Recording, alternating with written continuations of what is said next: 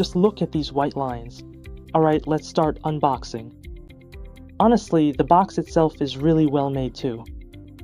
Once you open it up, the phone itself is right there, front and center. The one I have here is the space gray color, but that's not our main focus right now. Let's keep going and check out the accessories.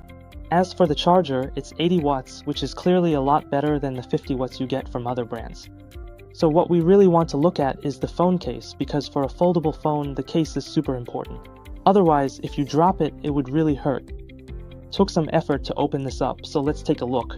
Both the top and bottom pieces are clear plastic cases, really lightweight, and there's tape on the sides. Now that we've checked out the basic accessories, let's take a look at the phone itself. Holding the whole phone in your hand, it actually feels pretty premium. Let's peel off the protective film and have a look. It's a bit of a shame that we didn't get the limited edition again, but this space gray color really does feel premium. Personally, out of the 4 color options, I think this one is the most refined and high-end, if your taste is similar to mine, that is. Next, let's give it its very first fold. You can see the crease is actually really shallow, and in my opinion, the folding experience feels pretty good. When you hold the whole phone in your hand, you can see it has a flat-edged frame, which really gives the device a premium feel. Of course, as I mentioned before, the downside is that it can feel a bit sharp in your hand.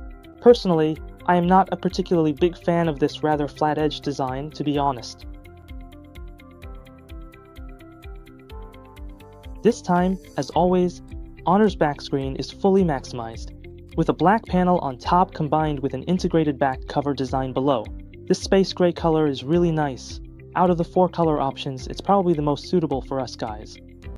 Similarly, the stepped area also features the Honor logo. Just look at how refined that is.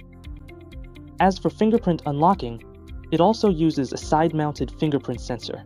After all, with both an inner and outer screen, if you want to control the thickness and weight of the device, a side-mounted fingerprint sensor is definitely the more suitable solution. When you open up the inner screen, you can see that the bezels really aren't that narrow, and the overall aspect ratio of the screen still feels a bit long and narrow.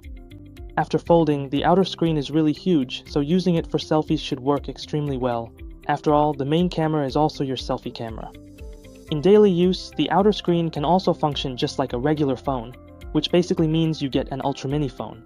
So, tell me, isn't that awesome? Now let's measure the weight.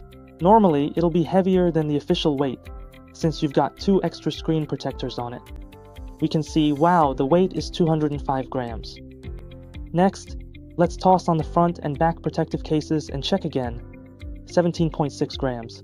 So together, it should be just over 222 grams.